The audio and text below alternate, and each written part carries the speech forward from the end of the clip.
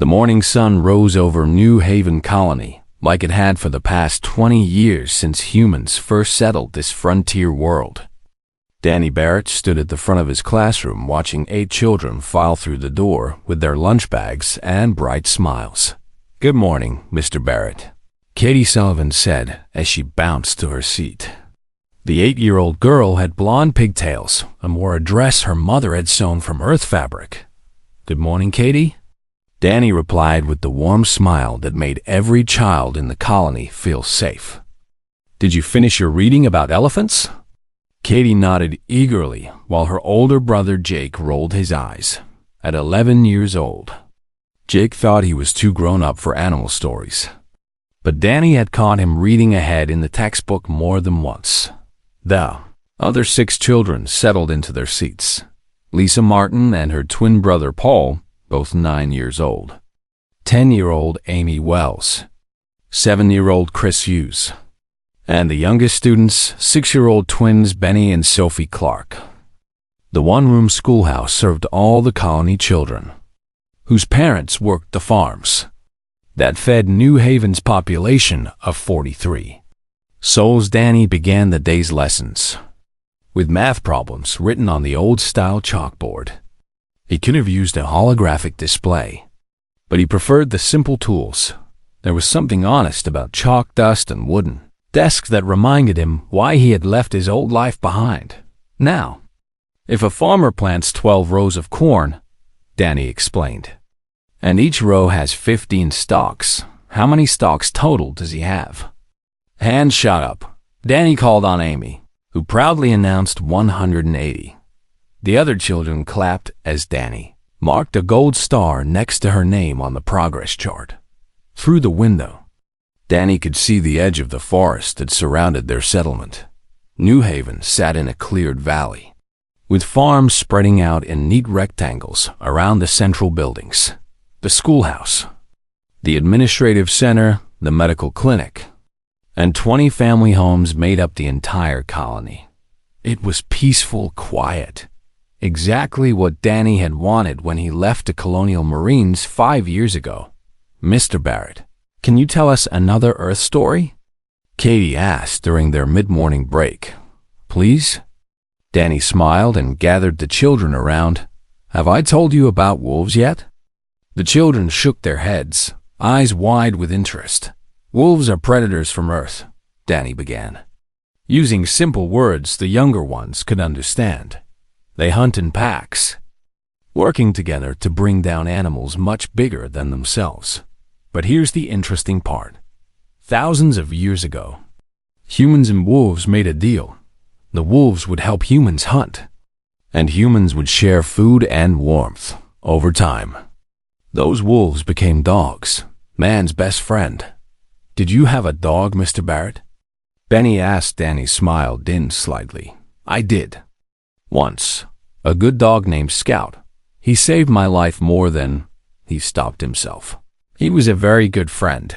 Jake studied his teacher with curious eyes. Sometimes, when Mr. Barrett thought no one was watching, his face changed.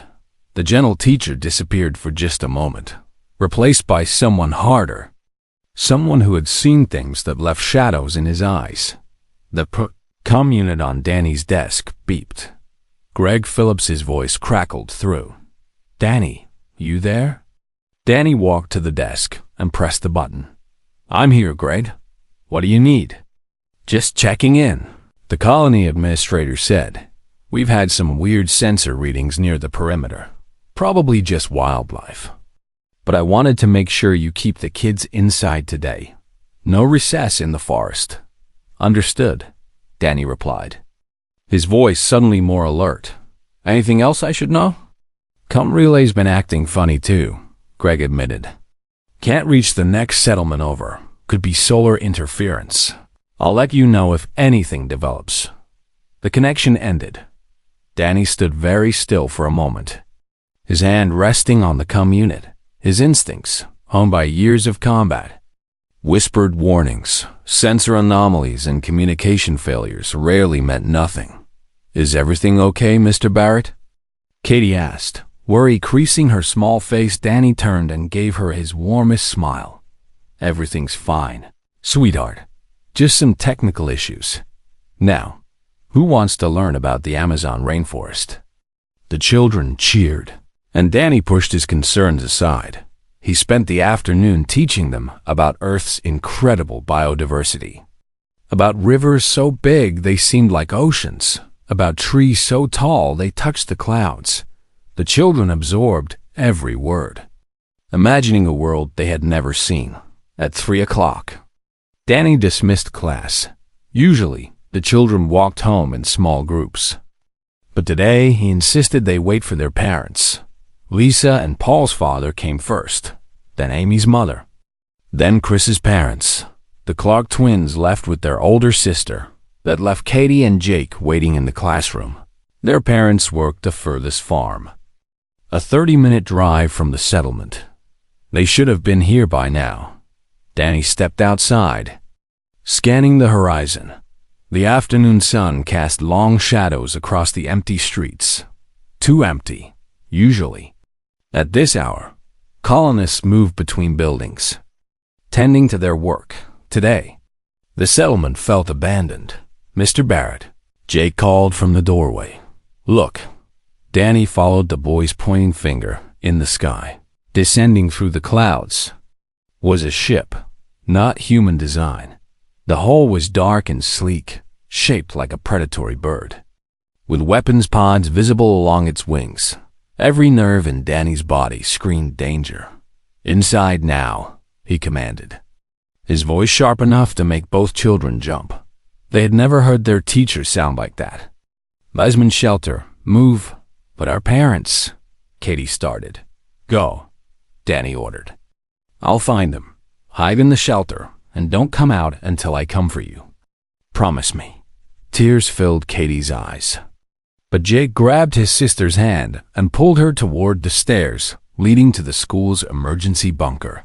Every frontier building had one, designed for tornado warnings or other natural disasters. Danny watched them disappear below before turning back to the window. The alien ship landed in the town square, its engines scorching the grass. A hatch opened, and beings emerged. They were tall, perhaps 7 feet, with reptilian features and scales that shimmered green and black. They moved with the confidence of apex predators, carrying weapons that hummed with energy. Danny counted 8 of them, spreading out through the settlement. He recognized them from his military briefings. Krenti, a hunter species that traveled the galaxy seeking sport. They weren't interested in conquest or resources. They wanted trophies, and they had just found a defenseless colony. Danny's hands clenched into fists. For 5 years, he had buried the soldier he used to be. For 5 years, he had been nothing but a gentle teacher who loved children and books and peace. That man was about to die, because somewhere in this colony, Katie and Jake were hiding in a basement, and their parents might already be captured. Somewhere in these streets, 43 innocent people were about to become prey. Danny walked to the storage closet at the back of the classroom. Hidden behind boxes of old textbooks was a locked cabinet that no one knew existed. He entered the code he had sworn never to use again. Inside were the tools of his former life: combat armor, weapons, tactical gear, all maintained, all ready. Because some habits died harder than others, Danny began to armor up, his movements automatic and efficient. As he did, he caught his reflection in a small mirror. The gentle teacher stared back at him, but the eyes had changed. They were the eyes of a hunter now.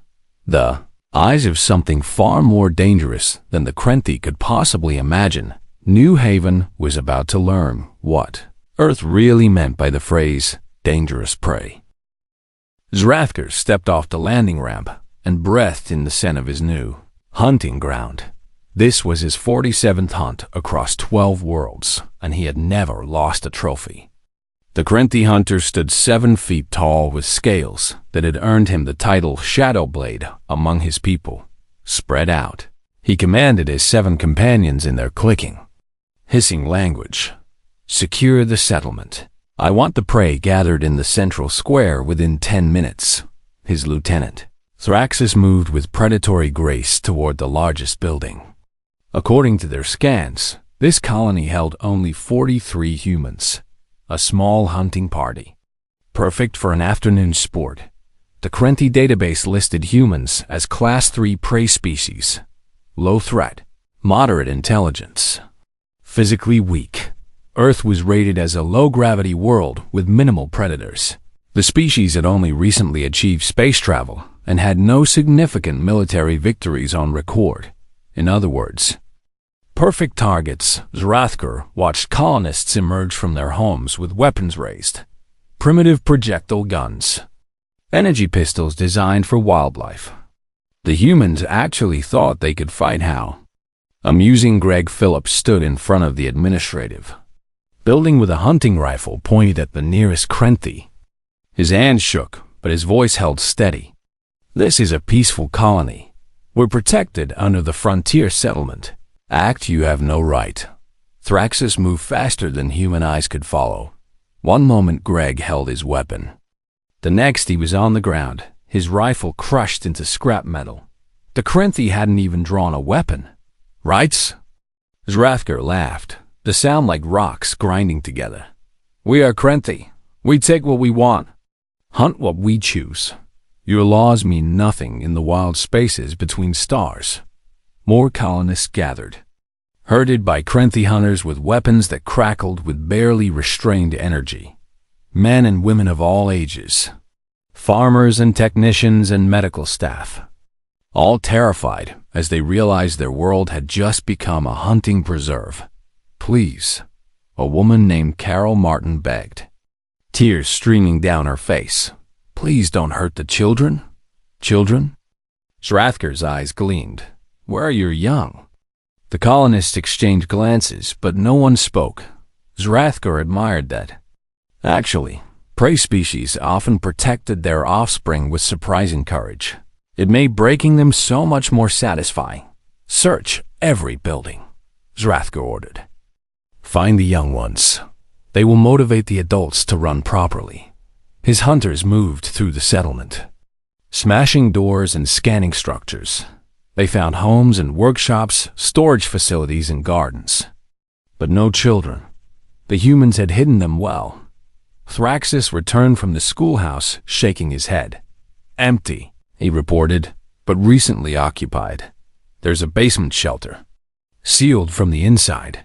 Zrathkur approached the small building with interest. Through the windows, he could see a classroom with desks and a chalkboard covered in mathematical equations.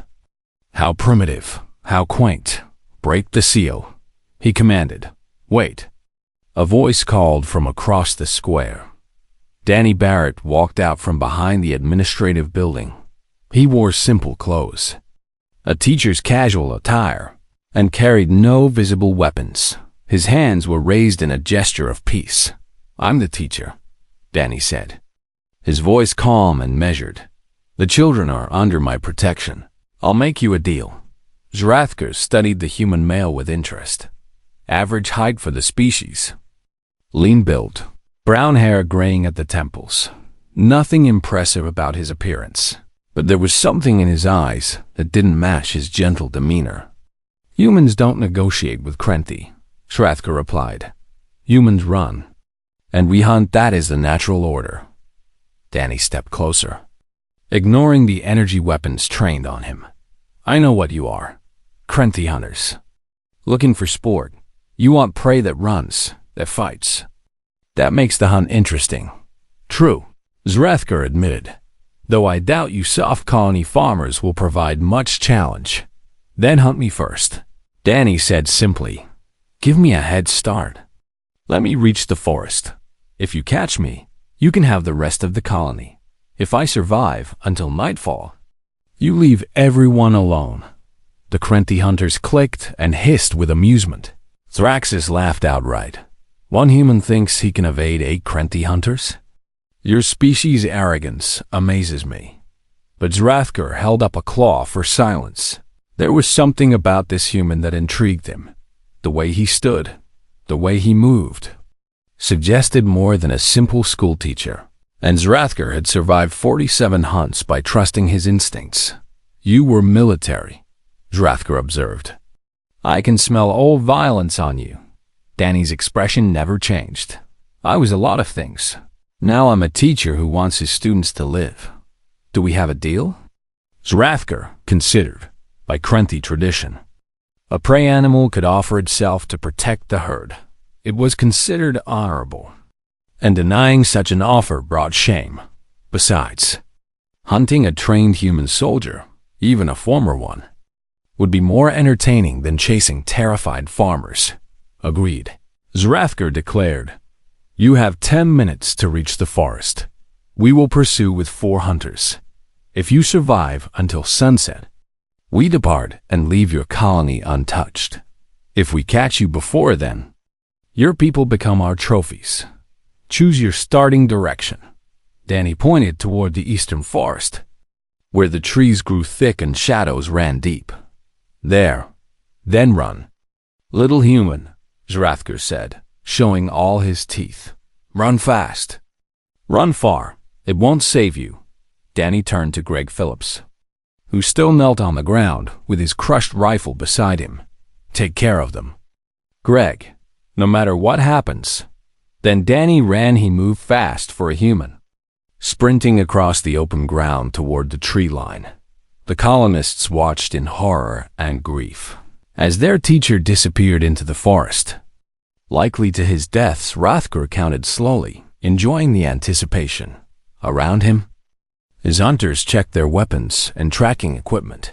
4 of them would pursue: Thraxis, Krelix, Viharn, and Sethrax, all experienced killers who had taken dozens of trophies.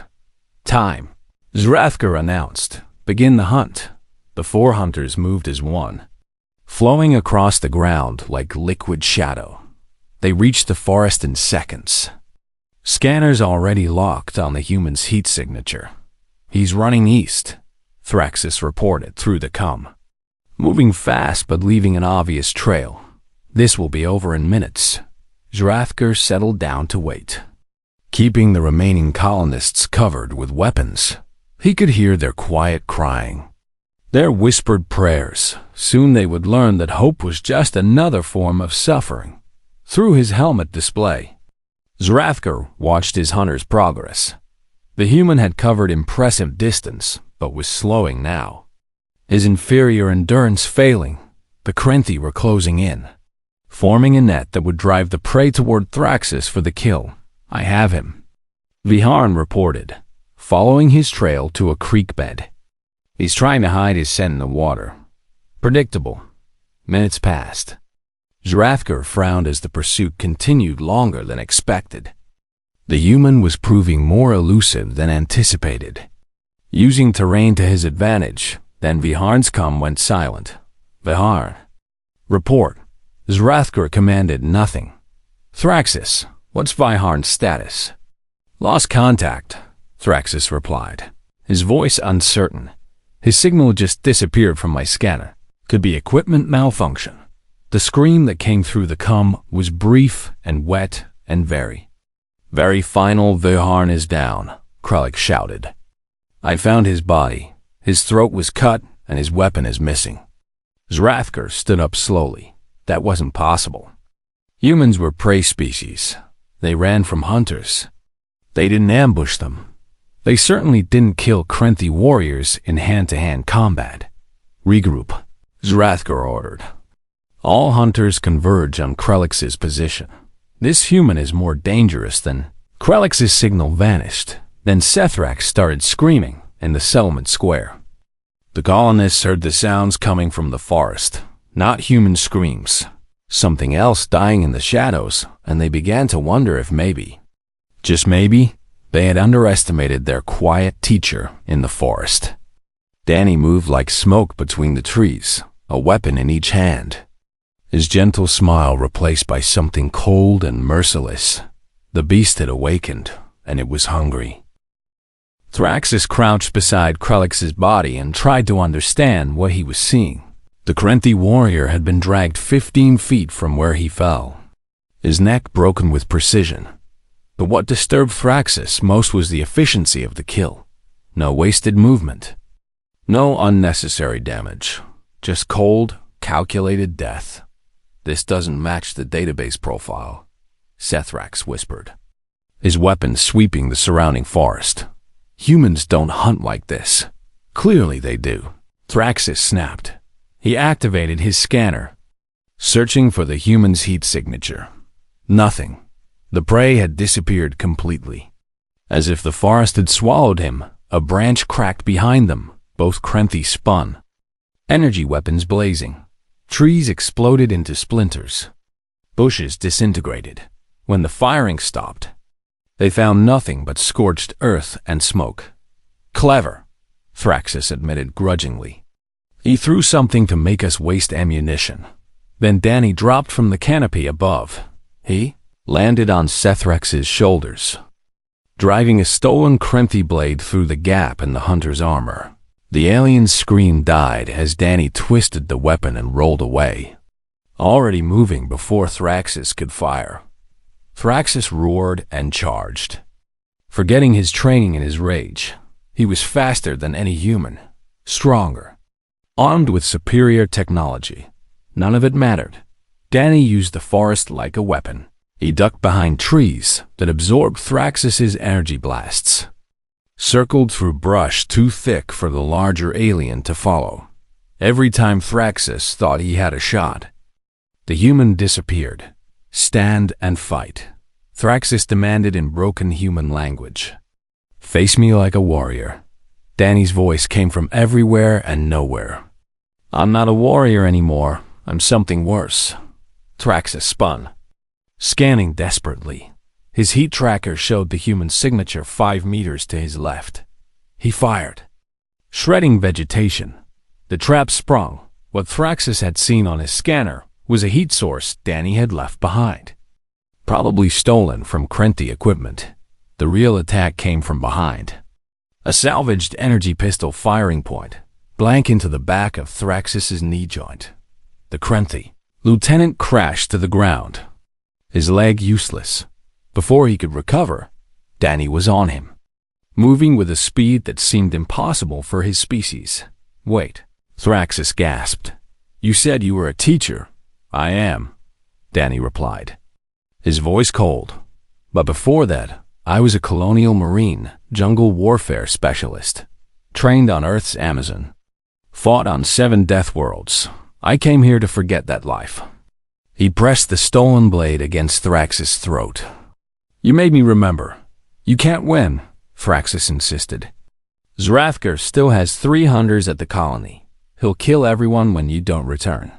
Not if I kill him first, Danny said simply. Then Thraxus knew nothing at all back at the settlement. Zrathker paced with growing unease all 4 hunters, silent. Either their communications had failed completely, or they were all dead. Neither option was acceptable.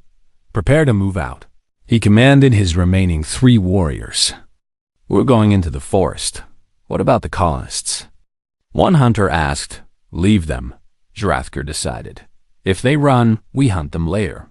Right now, I want to know what happened to my team. Greg Phillips heard this exchange from where he sat with the other colonists. He caught Carol Martin's eye and nodded slightly. If the Krenthi left them unguarded, even for a moment, they could reach the emergency shelters. But before the aliens could move, Danny's voice crackled over a captured cum unit that Zrathker wore on his belt. Zrathker, we need to talk. The Krenthi leader yanked the cum unit free, staring at it in disbelief. Human? How do you have Krenthi communication equipment? Took it off Thraxus's body, Danny replied casually, along with his weapons, his armor, and his pride. He died poorly. By the way, begged at the end, Zrathker's claws extended in rage. You lie. Check your scanners, Danny suggested. All 4 hunters. Offline. I can describe how each one died if you want. Viharm went first. Throat cut while he bent down to examine fake tracks. Kralix next. Ambushed from above. Sethrax third. Blade through the spine. And Thraxus last. After I made him chase me in circles until his rage made him stupid, the other Krenthi checked their sensors. Their expressions confirming the truth. 4 hunters. 4 dead signals. Impossible. Zrathko breathed. You're a teacher. Our database says humans are class 3 prey. Danny's laugh was harsh and bitter. Your database is wrong. Let me educate you. Since that's what I do, Earth isn't a low-gravity world. It's almost twice the gravity of your homeworld. Earth isn't free of predators. Everything on Earth evolved to kill or be killed for 3 billion years. And humans aren't weak. We're the apex predator of a death world so dangerous that we had to invent weapons just to survive our own planet. Zrathker processed this information, his mind racing. If true, it meant the Krenthi had made a catastrophic error. They had classified humans based on their peaceful colonies and diplomatic nature, never considering what they had been before they reached the stars. You were soldiers, Zrathker said slowly. All of you? Some of us, Danny corrected. And we came out here to get away from war. To build something peaceful. To teach our children a better way. His voice dropped to something dangerous. Then you showed up. What do you want? Zrathker asked, hating the weakness he heard in his own voice. I want you to make a choice. Danny replied, take your remaining hunters and leave now. Return to your people and tell them the truth about humans. Update your precious database, or stay. And I'll kill all of you the same way I killed the others. One of Zrathker's warriors growled. We are 4 against 1. Even if you killed our hunters in the forest. You can't defeat us all in open ground. Can I? Danny asked. Check your ship's systems. Zrathker pulled up his command tablet. Accessing the shuttle's status, his blood ran cold. Someone had attached improvised explosives to the fuel lines. The engine manifolds and the weapon systems, if detonated, the ship would be destroyed. When did you? Zrathker started. While you were watching your hunters die on your scanners, Danny explained.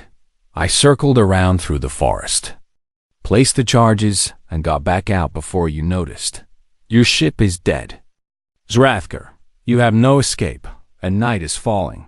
The sun was indeed setting, painting the sky orange and red. Shadows grew long across the settlement. In the dark, Danny continued. Your heat scanners won't help. I know this forest. I spent 5 years walking these trails with children, teaching them about plants and animals and the beauty of nature. His voice hardened. Now I'm going to use everything I know to hunt you down. You're bluffing, Zrathker insisted. You're one human. I'm a Death World predator, Danny interrupted. And you threatened my students. That was your mistake. Not coming here. Not trying to hunt us, but threatening children. Because humans have one rule. Zrathker, one rule that overrides everything else. You don't hurt our young. Katie's voice suddenly came through a second cum channel. Mr. Barrett? I'm scared. Danny's tone changed instantly, becoming gentle. I know. Sweetheart, stay in the shelter with Jake. I promise you'll be safe. Are you coming back? Katie asked, her voice small and frightened. Always, Danny assured her. I'll always come back for you. The transmission ended. When Danny spoke again to Zrathker, the gentleness was gone. That little girl thinks I'm the kindest person in the world. I want to keep being that person for her. But to do that, I need you gone. Zrathker looked at his remaining warriors. They were afraid. He could see it in their eyes, smell it in their scent. They had come here expecting easy prey and found instead a nightmare. 1 hour, Danny said. You have 1 hour to decide. Leave peacefully, or I start hunting. And Zrathker? In the jungle, I never lost a single engagement. Not one. The cum went silent. Zrathker stood in the fading light, surrounded by terrified colonists and frightened warriors, and realized he had made the worst mistake of his hunting career. He had brought prey animals to bay and discovered they had teeth. 30 minutes passed in tense silence. Zrathker, had gathered his 3 remaining warriors in a defensive position. Near their crippled ship, the colonists watched from a distance, hardly daring to breathe. "We should leave," Krethis, the youngest hunter, whispered. "This hunt has gone wrong. We've lost too many." "Krenti, don't retreat," Zrathker snapped. But his hearts weren't in the words. Everything about this situation violated his understanding of how hunts worked. Prey ran. Predators chased. That was the natural order. Yet somehow this human had reversed the roles. Maldrix, the weapons specialist, studied his scanner nervously. "I can't get a lock on a human. He's masking his heat signature somehow. Could be anywhere within 300 meters or closer." Danny's voice came from directly behind them. All 4 Krenti spun, weapons raised, but Danny wasn't there. The voice had come from another captured cum unit.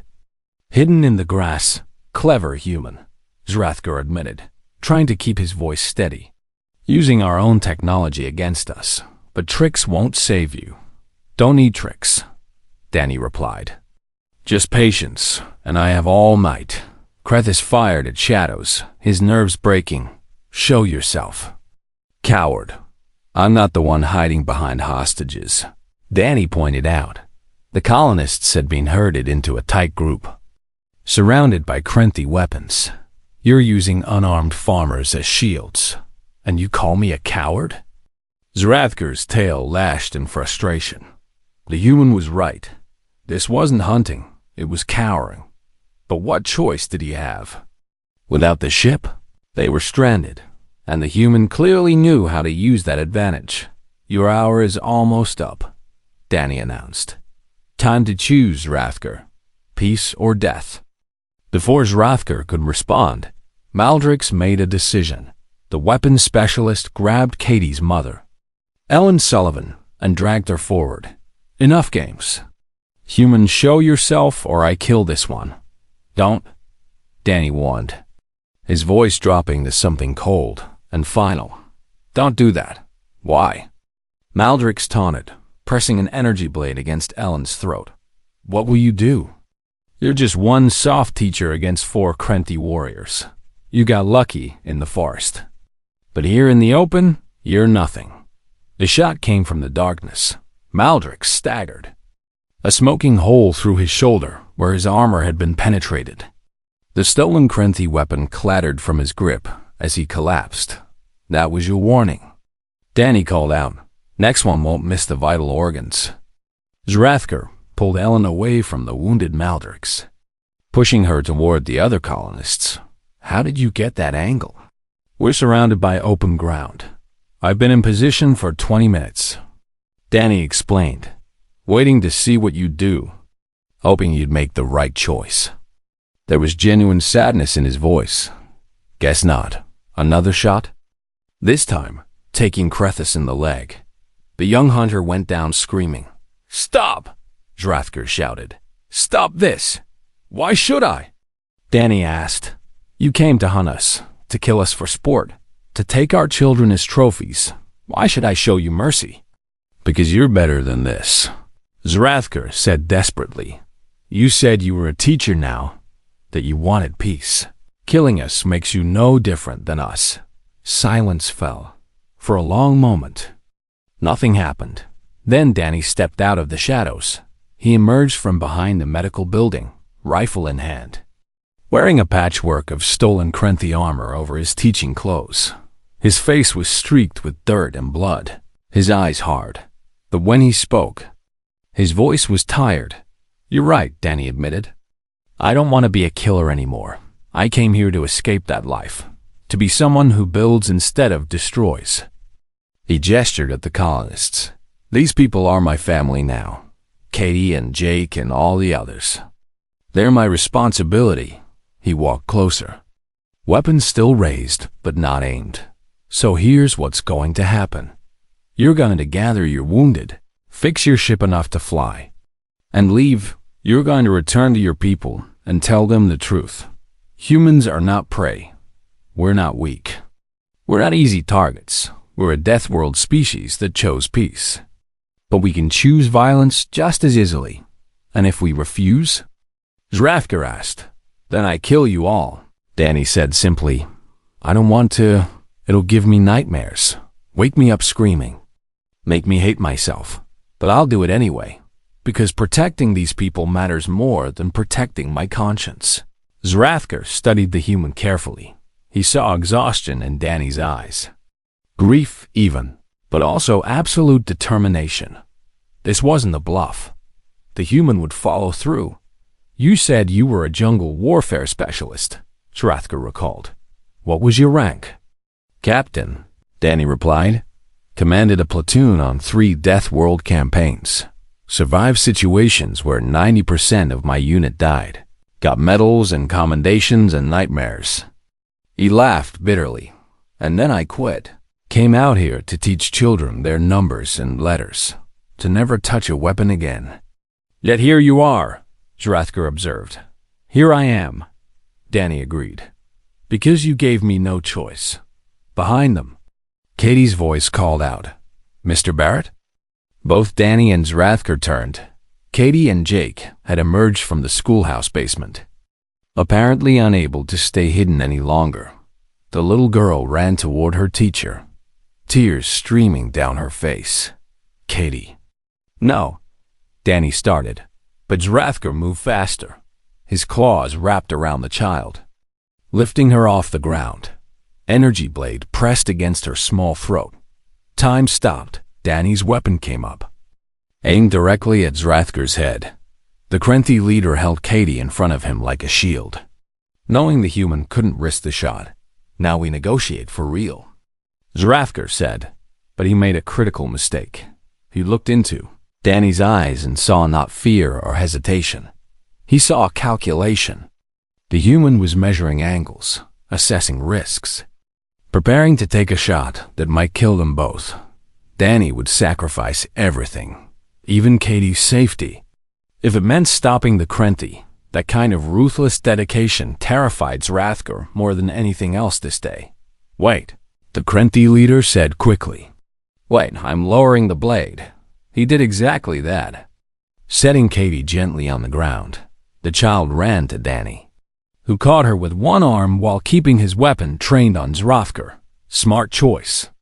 Danny said quietly. Zrathker realized the truth then. This human would have taken the shot, would have killed them both if necessary. Because humans didn't just protect their young. They avenged them, and a dead child would have meant no mercy, no negotiation. No escape. We'll leave, Zrathker declared. We'll repair the ship and depart, and I'll update the database personally. Good, Danny replied. You have until sunrise after that. I start shooting again, as the Krenthi worked frantically to repair their vessel, using whatever materials they could salvage. Danny sat with Katie and Jake.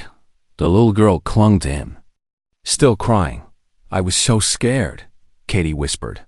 I know, sweetheart, Danny said gently, his voice once again that of a kind teacher. But you were very brave. Will they come back?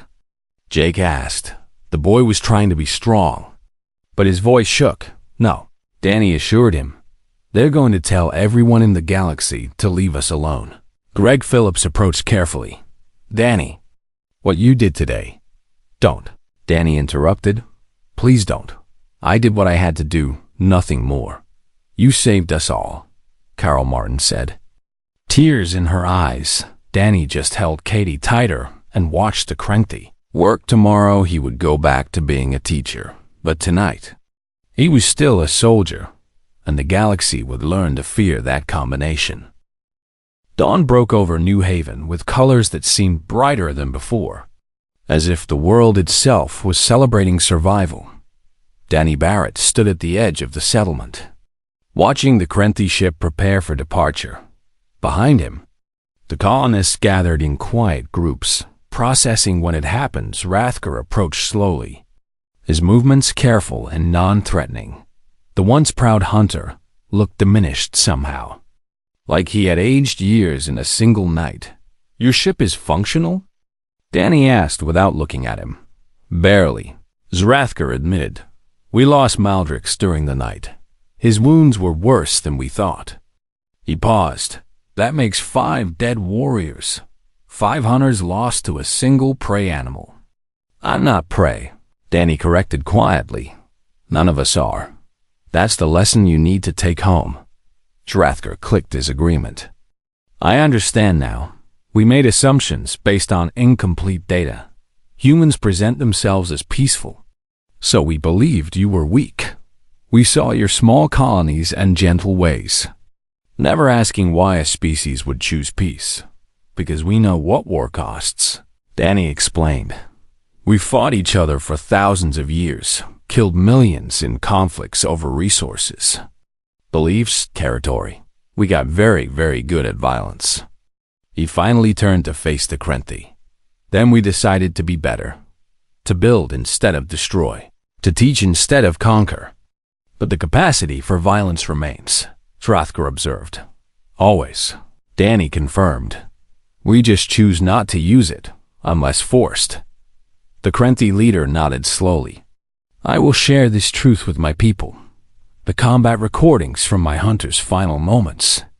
The Daon human capabilities, everything. It will take time to update all the databases across the galaxy. But I will make it my life's mission. Why? Danny asked. Why do this for us? Zrathker gestured at the settlement, at the children who were emerging from their shelters, at the families reuniting with tears and embraces. Because you showed mercy, you could have killed us all. Ensured no word of this reached our people. Instead, you let me live to carry your message. His voice held something like respect. That takes a kind of strength my people don't possess. Katie appeared at Danny's side, slipping her small hand into his. Mr. Barrett, are the bad aliens leaving? Yes, sweetheart, Danny assured her. They're going home. Good, Katie said firmly. Then she looked up at Zrathker with the fearless honesty of childhood. You mean, you scared my mommy? Zrathker knelt down to Katie's level, making himself smaller. You are correct. Young one, I was cruel and arrogant. I am sorry. Katie considered this, then nodded. Okay.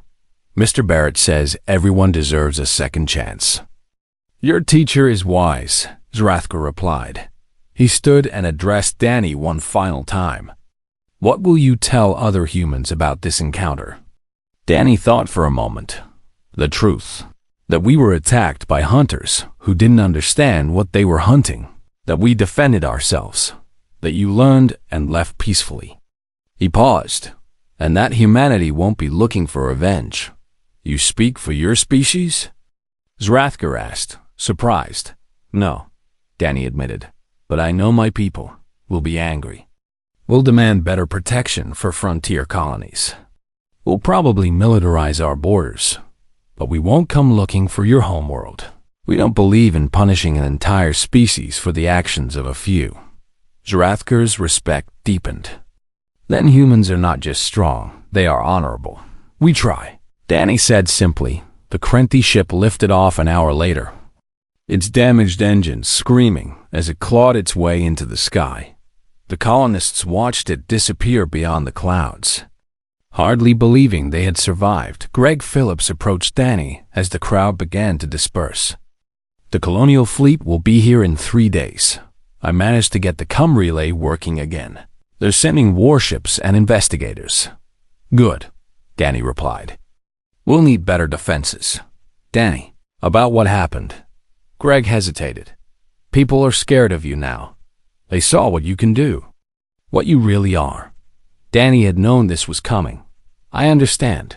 If you want me to leave. No. Katie's voice rang out clearly. She stood surrounded by the other children.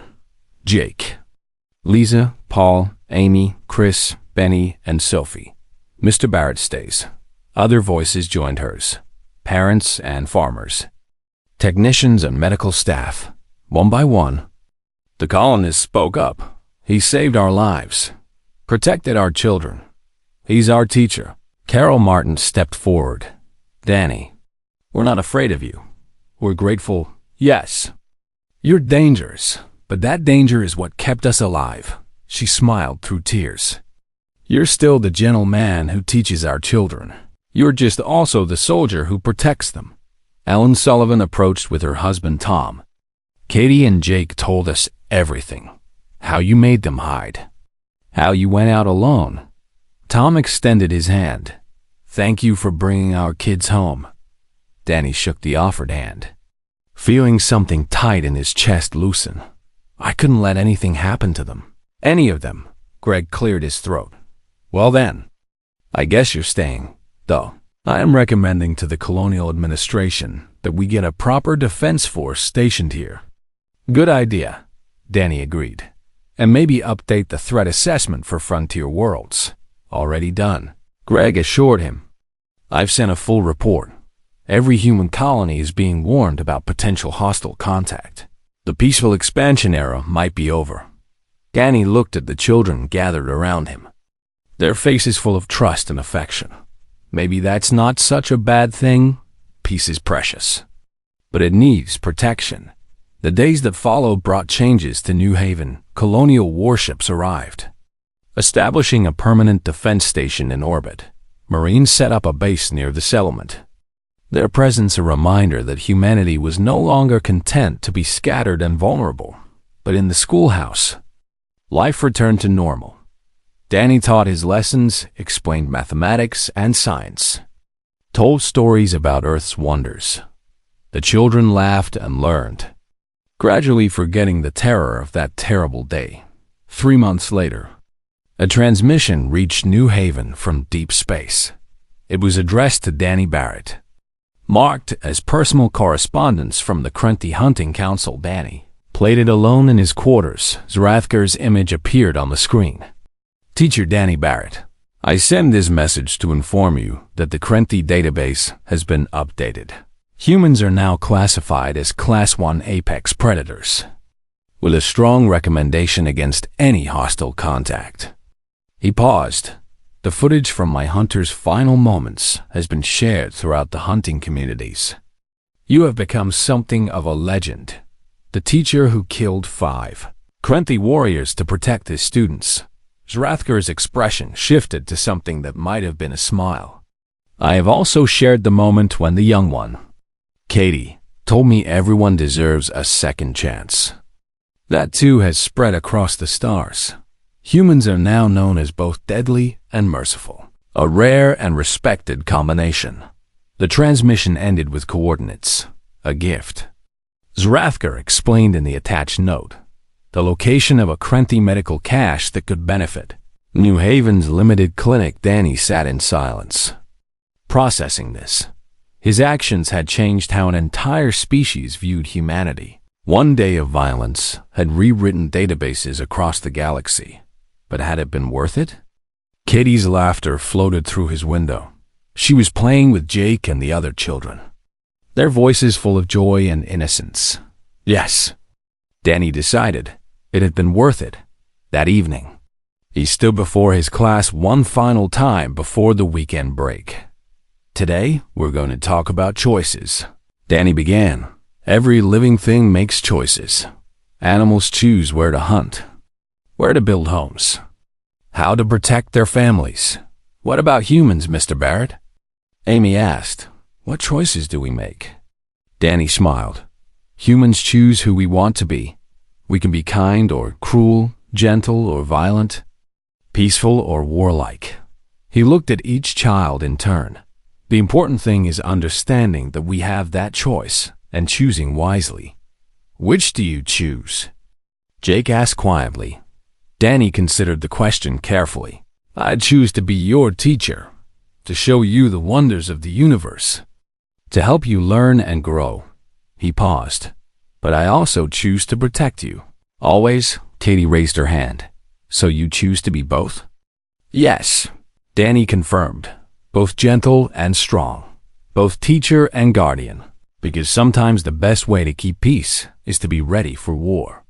The children absorbed this wisdom, their young minds grappling with complex truths. That night, as New Haven's 2 moons rose over the settlement, Danny Barrett sat at his desk reading papers. Through the window, he could see the defensive perimeter, the marine patrols, the orbital defense station's lights twinkling like new stars. Humanity had changed. The galaxy had noticed them, really noticed them, and now understood what they were capable of. But in this small classroom, a teacher still taught children about kindness and wonder, and if monsters came calling again, they would find that same teacher transformed into something far more dangerous, because humanity's greatest strength wasn't their violence or their technology, it was their ability to be both lamb and lion, both builder and destroyer, both the gentle hand that nurtures and the savage beast that protects. The galaxy would remember. New Haven would remember the day the hunters arrived and learned that human teachers bite. Danny set down his pen and smiled. Tomorrow he would teach Katie and Jake of the migration patterns of monarch butterflies. But tonight, he cleaned and maintained the weapons hidden in his locked cabinet.